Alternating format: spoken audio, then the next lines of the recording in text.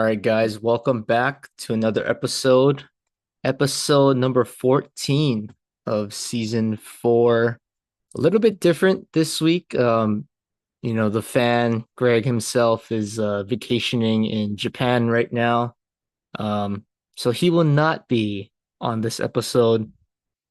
It is just me, which means we're going to talk about the Cowboys for the next 2 hours. Nah, I'm just kidding. I don't think anybody would want to hear that. But we still are going to talk about the Cowboys just a little bit. We'll talk about the Dolphins. We'll talk about the rest of the Thanksgiving chaos this weekend in football with the NFL, obviously with college football wrapping up its regular season. And we got to touch on, obviously, UH. Their season concluded, but there is a little bit of hope for this program at the end of the tunnel, I guess, after this week. But without further ado, the virtual background is off. So I don't know if you guys listened to last week's episode, but I did bust out a picture of my goat. And I think I have to bring it out again because this man is undefeated on Thanksgiving Day as a starter. And oh, by the way, he did see our Instagram stories. So shout out Cooper Rush. If you ever listen to this podcast, we will be reaching out to you eventually.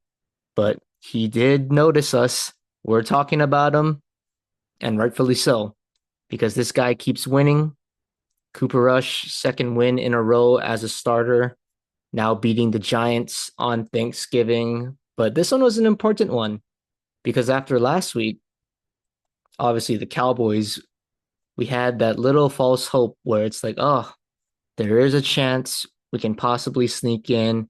Now at 5-7, we're really kind of looking at maybe sneaking in to the 7 seed. That's really the only realistic shot that we have to get into the playoffs. The Eagles are most likely going to win the division. And with the NFC North kind of cementing themselves as a premier conference, or not conference, premier division this year, and with the Packers being in third place with 9 wins, probably a long shot, which means it's just trying to hunt down the Commanders, who's in our division, who now sit at 8 wins. It's going to be a tough task, but it is still doable. It will depend on their next game, which is actually against the Bengals. Cowboys play the Bengals next week on Monday night, which will determine again how this season will go.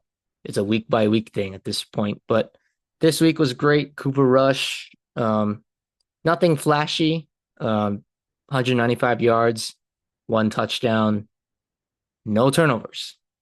Now that is the key, I think, with this Dallas team. Like Dak is gone. He's got the guy. He's going to put up big numbers theoretically, right? But when you have a backup quarterback in, you kind of just need him to be a game manager. And that's really what the recipe for success is with Cooper Rush. Manage the game, stay within striking distance. If you need to have a heroic moment, have that moment late in the game. But other than that, don't put the ball in harm's way and let your defense try to keep you in the game.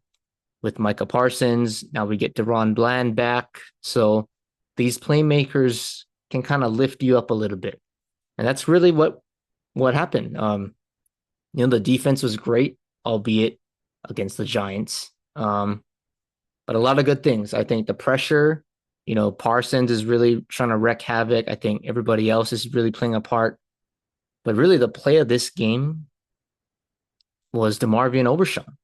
I mean, Dallas was down, I believe. We're down 7-3. Oh, no, yeah, we're down 7-6, I think. Overshawn comes on a blitz, blows up. I think it's Tyrone Tracy trying to catch a screen. Drew Lock kind of has to hold the ball a little bit. Then he tries to dump it over Overshawn. He tips it in the air, tips it to himself, and he houses it for a pick six. I mean, that is just premier athleticism, premier instincts by a linebacker who really is in their rookie season this year. I mean, I know it's his second year technically, but he didn't play last year due to his ACL injury, but he is back, showing why we drafted him in the third round in 22, I think. No, 23. Yeah. So he has been kind of a breath of fresh air, and, packaging him with obviously Micah Parsons, that's kind of a formidable front seven duo that we can possibly form if we keep trending in the right direction. And with Deron Bland coming back, that solidifies the back end a little bit. So the defense is playing a lot better. I think hopefully they're getting comfortable with Zim's play calling, the way that he wants to play and scheme things. But, defense has been great. Offense, kind of just doing just enough, I think. But that's really what it's going to be with Cooper Rush, honestly. Um, Guys had plays in key moments, but really the downside today was actually CeeDee Lamb. Or not today, on Thursday, but 2 catches, 39 yards. That's just not a CeeDee Lamb type of day. And it was really more the drops. I think he had about 3 drops in this game. That is just unlike him. I'm not going to overreact on one game. Obviously, he knows better. I think he's just kind of looking ahead to making a big play instead of focusing on securing the ball first, which is what you're really taught in any sport, is secure the ball first and then make your move after. But CD will be just fine. There's no problem with CD. I think you just have one of those games. And luckily, it didn't come back to bite us because we actually had a run game this game. And it was because of Rico Dowdle, the new RB1 in Dallas. I mean, he had 22 carries, 112 yards, a touchdown. Finally had a 20-yard run for a Dallas Cowboys running back. So I don't remember the last time we had that. But really, this shows that he is the guy. I mean, the next guy behind him was Hunter Lipke in terms of a running back. He had 3 carries. So it's really Rico Dowdle. He is the guy right now, entrenched in that RB1 position. And this is the way it's going to be. We got to play through him, play action, get CD and Turpin. Brandon Cooks is back now. So we get those guys out in space and we got to let them make plays. Speaking of Brandon Cooks, though, before we get off the Cowboys, probably this guy drives me crazy sometimes because he's so talented. He's a veteran. Obviously, he's on the tail end of his career, but he's a very smart football player. And he probably has some of these stat lines throughout his Dallas tenure where it's ugly, but he just has like 2 or 3 catches a game where it's like, man, we needed that big time. And that was Brandon Cooks today. I mean, he had 16 yards receiving. One of his catches, a touchdown. His other catch, probably his last catch of the game, which was the most important, catching that third down to run out the clock to end the game. I mean, that was just a terrific diving catch. First off, a pretty good throw by Cooper. I mean, he didn't have to, put it into an area where he runs the risk of it getting intercepted. It was in a spot where only Brandon Cooks could possibly make a play. But, sometimes that's what you need your receivers to do. Got to help your backup quarterback out and go make plays. So great play by both Cooper Rush and Brandon Cooks. So some good things. I know the Giants are the Giants, right? They're struggling in line for the #1 pick. But when you're a better team on paper, take care of your business. And most of the time, you'll probably end up on the winning ways. So Dallas did what they had to do. This man keeps winning. I'm sorry, Greg, but this man just keeps winning. I don't know if you're going to find a way to throw some hate on this guy from Japan, but he's winning. He's winning. And that's all you can ask for as a backup. Take care of the ball and keep us in the game. But we live another week. I will say we play the Bengals next week, Monday. That is probably a win or I should say win or go home, in the sense of if we lose, we should just pack our bags already because Washington's on a bye. We lose, we're going to be down 3 games with not that much time left in the season, that's going to be a tough task to catch them. But if we somehow win, we will be 6-7. Washington is, I believe, 2 games ahead of us. If we can just kind of float around, stay in that striking distance, that's still doable because we play Washington to end the season. So really, you're looking at trying to close this gap. How can we get 1 game after that, between that Washington game? And then that'll set up a winner, basically a play-in game, Washington, Dallas to end the season. So that's my delusional thinking. It's like, man, if we win, we're really trying to just chase 1 game before we get to Washington in the last game. So there is that sense of false hope. Obviously, Dallas still has a tough schedule. They have to play the Panthers, who are playing good football right now. The Bucks are in playoff contention, fighting for the division.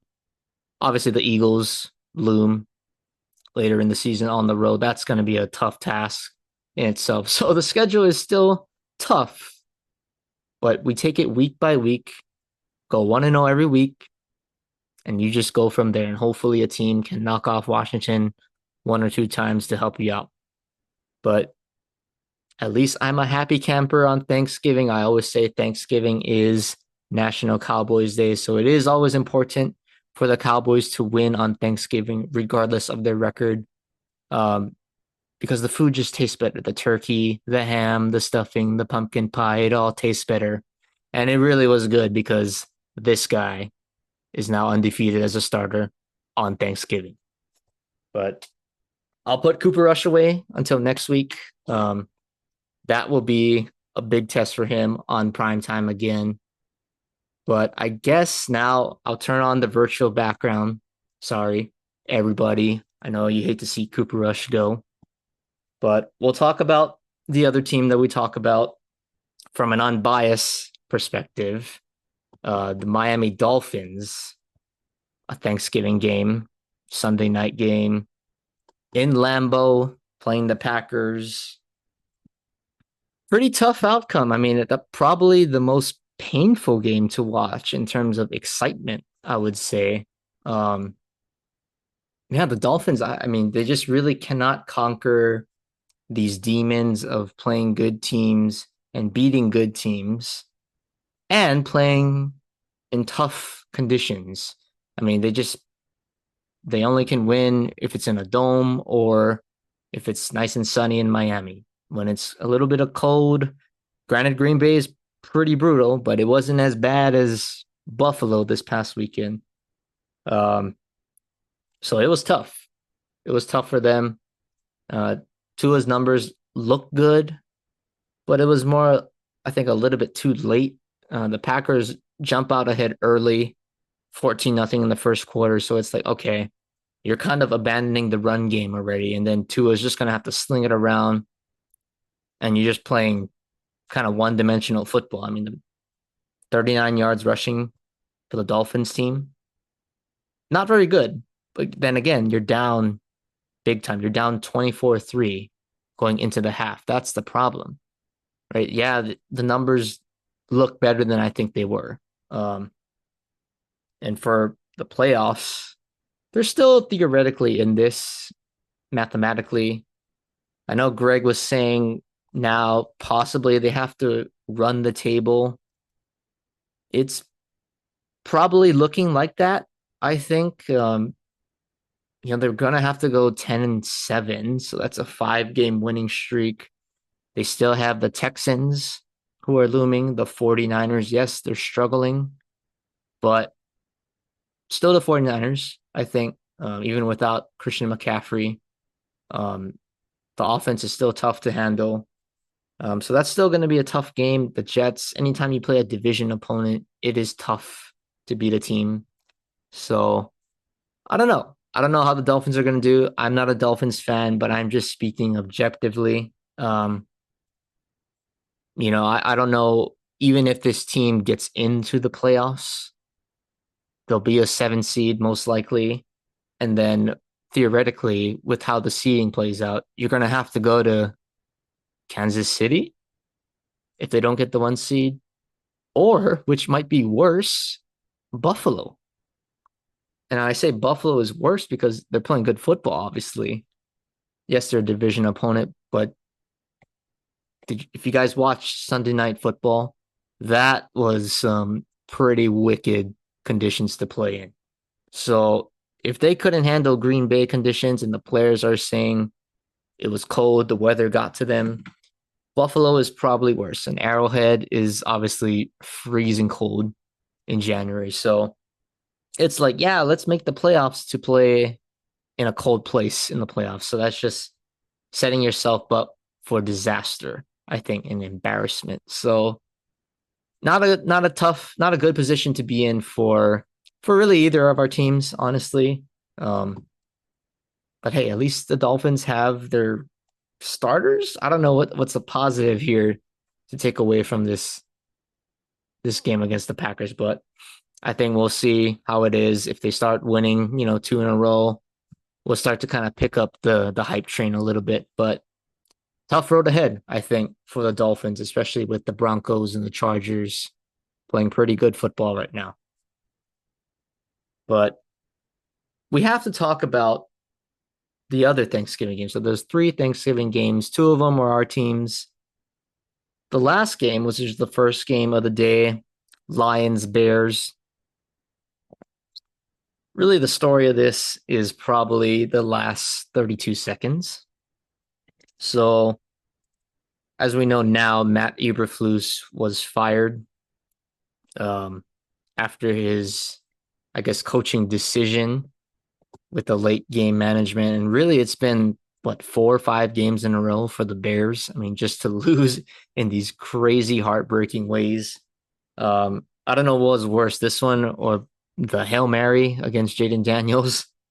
But this one was interesting. And, I've watched a lot of NFL Live, First Take, just these NFL minds coming together and giving their thoughts. And rightfully so. I agree that Eberflus did botch the situation, but I'll fight this argument that I don't think he deserved like 100% of the blame. He deserves a lot of it, at least 50%. But I'm still here to say that Caleb Williams deserves a little bit of heat too. And these guys on TV are giving him a pass because he's a rookie. But to me, that doesn't excuse anything. Just because you're a rookie, you're in the NFL.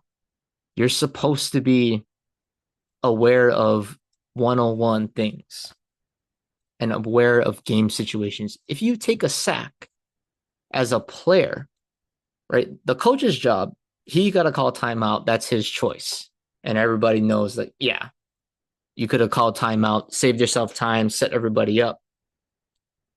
But as a player, you have to know if there's no timeout, if I don't hear a whistle, I'm trying to bust my ass to get back to the line of scrimmage, get set, and run a play. There's 32 seconds left from the time Caleb gets sacked. He gets up and he starts calling everybody back. The part that really made me sick was about 10, not like the clock is ticking. If you snap it around then, you throw a quick pass and you call a timeout, that's probably the ideal situation. I was thinking in my head live watching the game is, okay, I understand why he's not calling the timeout. You got 32 seconds to get a playoff and call a timeout. That should be more than enough time to get 5 yards. You have your timeout. You have the whole field open. Let's get this kick shorter for Santos and make it an easier kick to tie this game. And really, it was fine. But until 10 seconds, I'm like, I see Caleb, you're thinking, okay, as a quarterback, you have to be knowing the clock is ticking. I need to get the snap off. I don't have time to kind of process and go through every single read. It has to be quick, quick, quick. And he's standing there like there's 5 minutes left in the game. He's up by 14. We're just trying to run the clock out. There was no sense of urgency from him as the quarterback. And he's letting time tick. 8, 7. By that time, it's too late already if you're Eberflus to call a timeout, because then you should have just called it earlier, which is probably what should have been happening. But as a quarterback in the NFL, you have to have the knowledge and the wherewithal of time management. That is not hard to do. And what it's not the sense of like he has to be perfect, but it's just knowing that, okay, my guys are trying to hurry back. I need to get set. And once everybody's set, the play is coming in. So by between 10 and 15 seconds of game time, I should be snapping this ball. That's 20 to 25 seconds to get a short pass play. And Caleb was very nonchalant about it. So he deserves some blame for that. He's a rookie. I get that. But I can't let him just slide off the hook that easily. Because he kind of cost his team the game. He did. I'll say it. He cost his team the game with his late game, I guess you say, lack of awareness with the clock.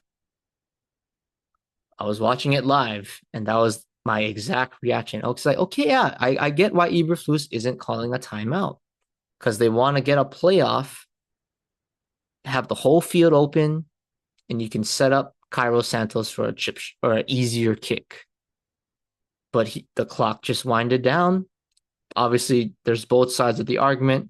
Who's going to be the first guy to fall? It's going to be the head coach. Caleb Williams is the last guy that they're going to throw under the bus because he's the franchise quarterback. But I didn't hear one report from him saying, oh, yeah, I need to be better. I mismanaged that. All the players are I should say, are kind of bashing Eberflus. I get that, right? You're going to side with your quarterback. But as the quarterback of the team, take some accountability, right? When things go well, you're going to get all the praise, but you can't cower when you mess up in a situation, whether you're a rookie or a 10-year vet. Just own it.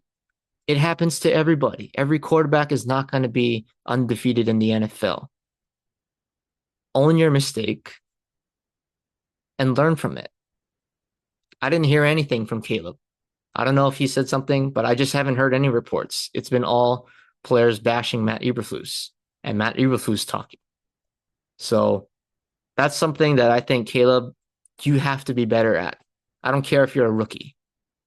If you were at USC, I don't think you would be doing that. So it's unfortunate. I think Matt Eberflus did have to go. This was kind of a way to it's a way for us to get him out of there. He obviously lost the locker room, and it's hard to coach like that. So unfortunate timing, but at the end of the day, it's on both of them. I think Eberflus obviously could have called timeout earlier as soon as the sack happened, and then Caleb obviously having better clock management awareness to just get a playoff and have some kind of sense of urgency. But that was Thanksgiving. That was crazy in a sense. But even in the NFL this week, I mean, the Chiefs game was pretty crazy on Black Friday. I don't know how many lives these guys have, but the Raiders had them on the ropes. It looks like they're going to get into field goal range, and then they fumble the snap. There's a penalty. I'm still confused on it, what the exact penalty was, but the Chiefs recover the fumble. They escape yet another win with another win. I don't know. I think, Greg, you might be onto something with this Chiefs thing, and they might make the playoffs, might win a game or two, but I don't know if you can safely say this team is gonna clearly win the Super Bowl and run through the NFL. I don't think so at this point. I mean, the Lions look pretty good, the Eagles look pretty good. The Bills already beat them. They look good. The Broncos, I know, last wild card team, but a block kick away from beating them. The Ravens were right in there with them earlier in the season. The Panthers took them down to the wire. So a lot of these teams are keeping up with the Chiefs. And I think, there's only so many lives that you can have when you have this kind of luck turn your way. So they're going to need Patrick Mahomes to play obviously a lot better than what he is doing right now. Um, but luckily, still have one loss and control their destiny to the one seed in the NFL. But yeah, I don't know. I mean, Sunday night game was pretty uninspiring, I guess. Josh Allen did some crazy things over the weekend in his personal life and on the field. I mean, he caught and threw a touchdown pass on the same play, which is pretty crazy. Great for my fantasy team. But, they smacked the 49ers. The 49ers are reeling, same record as the Cowboys. So if you asked me if the 49ers and the Cowboys had the same record at this time of the year, blindly, I would have been like, yeah, I'll take it. We'll probably be like, 10-2, 9-3, loving life, but both teams just really, down from really being the two teams in terms of seeding last year that were at the top of the NFC. So I guess hangovers are real in the NFL. But anyway, I think that's good enough for me on the NFL. Let's move over to college. Um, we got to talk about UH, I guess, but they did wrap up their season with a 38-30 win at home. They finished 5-7.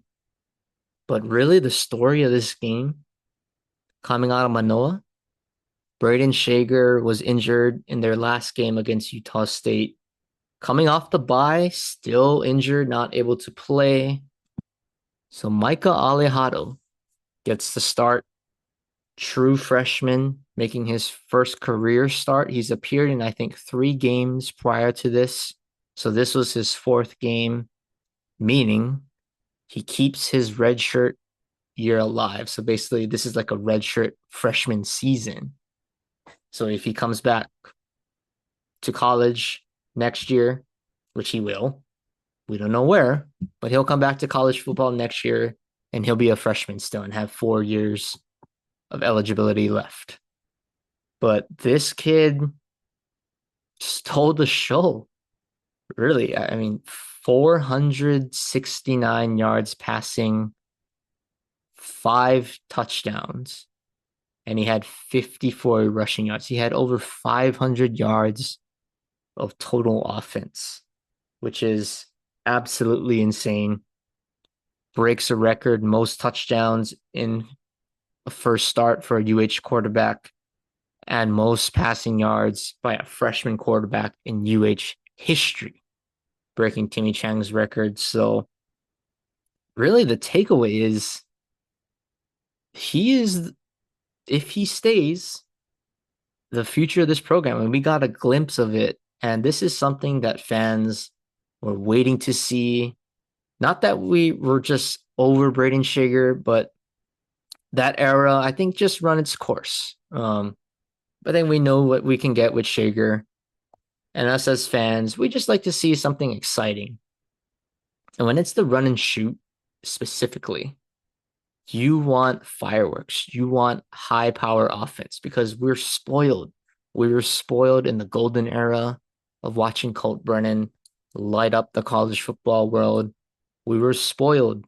We got Bryant Moniz, Greg Salas, Polaris, that team with Alex Green. They put up numbers.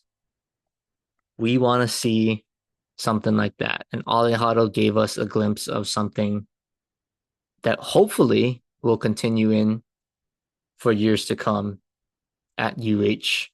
I mean, first drive of the game, he goes 94 yards, touchdown drive. That is what you call a statement. He threw the deep ball. I think to Crowdus had a nice catch, going deep, a 52-yard bomb. And then late in the game, we're up by 8. We're trying to run out the clock. Timmy Chang, credit to him, says, kid, you've had a day today. Put the ball in my hands. I'm going to put the ball in your hands, and you go win this game for us. And he makes an unreal 3rd down pass to Curtis to move the chains, and then uses his legs to really ice out and run out the clock.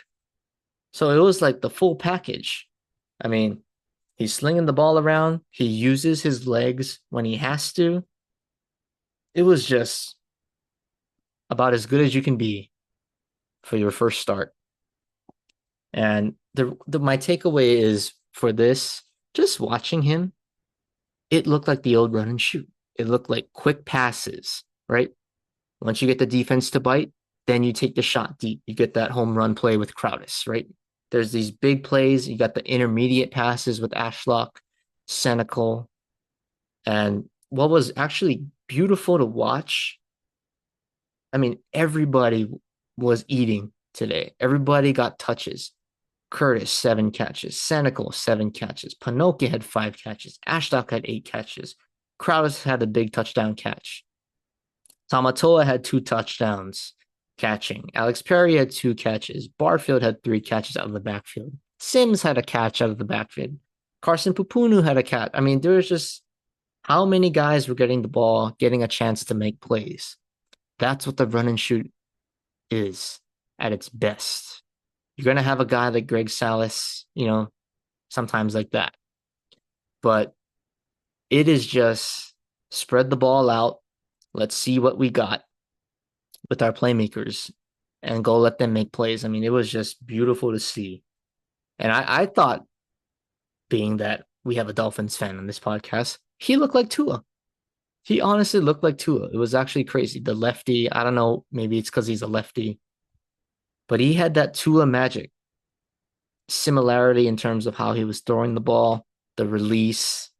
So I'm not saying he's going to be Tua Tagovailoa, by the way, but it just looked smooth. Like when Tua's at his best in high school, at Alabama, and even at the Dolphins right now. I mean, he just looked crisp.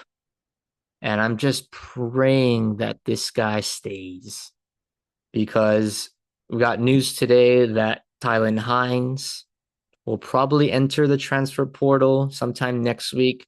A huge loss for UH, I think. Greg and I are huge fans of his game because of his explosive play ability, but he didn't get involved really to the third quarter. I think he had like one play in the third quarter. He got a touch. He lost 7 yards. And that was it. So I don't know if whatever the case is with him and Timmy just not working out, but he's probably going to leave. And, I think I got a report that I hear that Timmy Chang got an extension. So I guess that's a good thing, a 1-year extension. So I think he's on the hook now for another 2 years for sure. So it'll be interesting to see because if Alejado leaves currently as constructed, I really don't see how this program has any sort of hope. This kid is really the key to this program's turnaround with the run and shoot offense. And we have to keep him. Schools are definitely reaching out to him. I don't blame them, but UH has to find a way to keep this kid because he showed flashes really in his past 2 games that he can do this. He has the potential to do this with the stuff that UH has around him. So if we can recruit more around him, get an offensive line, obviously add more weapons over the years, we'll see. Maybe we can compete for a Mountain West championship in 2 or 3 seasons when Alejado is a junior or senior. So great win for UH. Something to build on, but it'll all go crashing down if he somehow leaves the program. But that's the UH rundown. Oregon, obviously, we got to talk about them. Number 1 team in the country. They win against UW. Kind of they had to win for their psyche. I mean, they lost like 4 games in a row to them. Albeit that Washington is in a little bit of a rebuild. But they took care of business, and that sets up a very interesting matchup because the Big Ten championship is Oregon and Penn State. Never would have thought that was going to be the case really throughout this entire season. It was always lined up Oregon, Ohio State, Oregon, Ohio State. I'll talk about Ohio State in a little bit, but that's the matchup. Um, both of these teams, Oregon and Penn State, probably locks. Even if Penn State were to lose, I think they'll still be a lock to be in the playoff. But obviously, both of these teams are trying to win and win the Big Ten to get that first round bye in the college football playoff.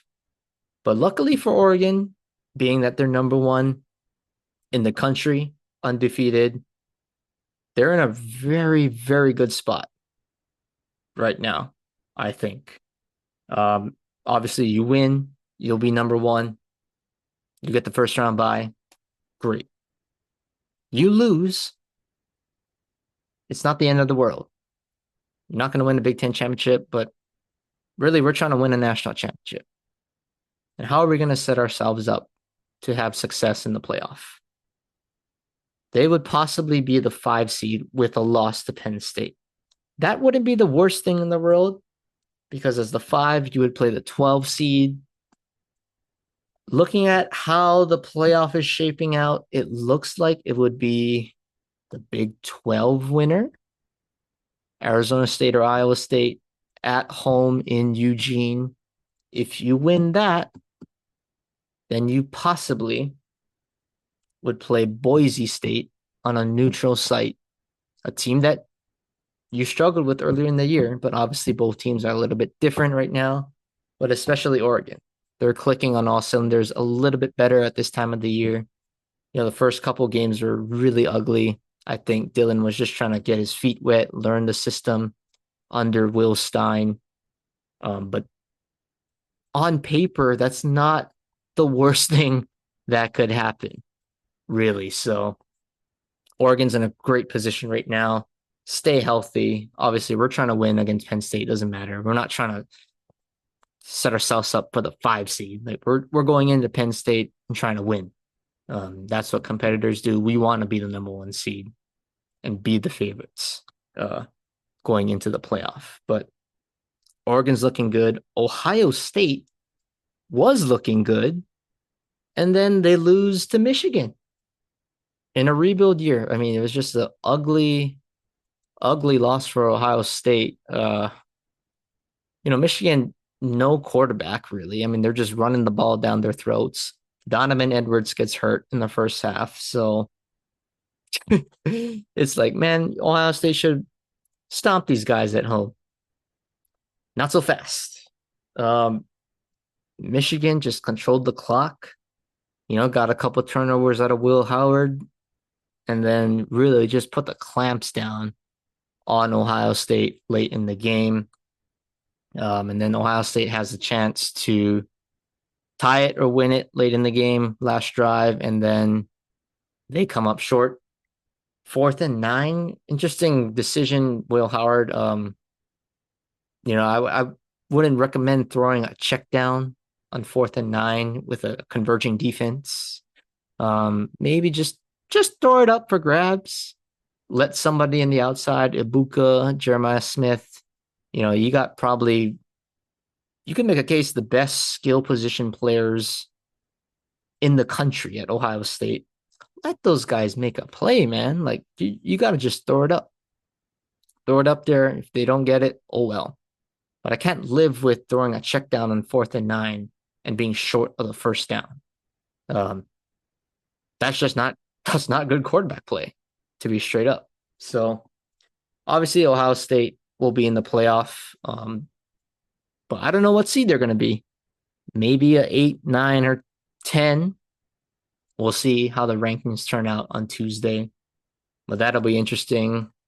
Another interesting game, Georgia Tech winning, going to 8 overtimes, which is insane. And just like no team wanted to win the game. Both teams, I don't even know how many 2-point plays they had left. But that was interesting. I mean, Georgia winning probably locks them into the playoff. They'll play Texas for the SEC championship. Obviously, they win. One of those teams will get the bye. The loser well, at least for Texas, if they lose, they'll still be in the playoff. Georgia's an interesting case, though. They'll most likely be in, but if they lose, they will probably be a 3-loss SEC team in the playoff.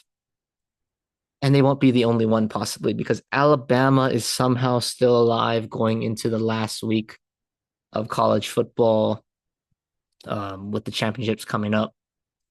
Depending how certain championships pan out, I mean, especially the ACC championship being huge with SMU and Clemson, I think that's a winner go home kind of game. Winner gets the bye, wins the ACC into the playoff. The loser, for sure, for Clemson, is out of the playoffs. So that will leave the door open for somebody like Miami, who lost, Alabama, who's looming, maybe Ole Miss. So it'll be very interesting to see how the committee views these teams, especially Miami and Alabama, with one of these upsets kind of taking place in the championship. So we'll see next week, after everything plays out, who's in, who's out. We can kind of debate on it, if they got it right or not. But well, it's going to be a mess, I think, for college football. But that's the best time of the year, is when there's chaos. So Oregon's safely in the chaos, but it's still exciting as a fan to see who's in, who's out. But that's college football, I think, for this week. I know he's not here, but we'll talk about a little bit of baseball briefly, just some quick points. The Dodgers are signing guys. Really the only team so far that's making big splash plays. Blake Snell, 2-time Cy Young winner, goes to the Dodgers. Tommy Edman re-signs with the team, 5-year deal. Actually, both of them, 5-year deals. So kind of interesting. I think the Dodgers locking up these guys, their core, really through their late 30s, early 40s, with some of these key players. So they're looking to be a dynasty, obviously. As a Yankees fan, I hope this Blake Snell signing means they do not sign Roki Sasaki, because if they do, that is just not fair. It is not fair. We have not heard from Juan Soto yet. Sounds like there's no clear team, I think, but I am encouraged as a Yankees fan that we're negotiating, where we're getting the chance to up our offer. And that tells me there's some hope. There's good hope, because Soto could easily just be using the Yankees to negotiate.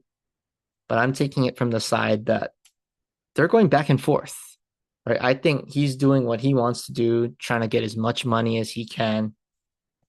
And rightfully so. He's earned the right to do that. But at least he's giving the Yankees their chance to up their offer. He's not just saying, okay, what's your offer? If I like it, great. If not, see you later. There's some conversation, and that's the most important thing right now, is we're talking, both sides are working together. Obviously, he's talking to the Mets, the Red Sox, but I still like our chances. We'll see. I don't know when he's going to sign, probably within the next week, if I had to guess. But as long as we're talking, we have a chance.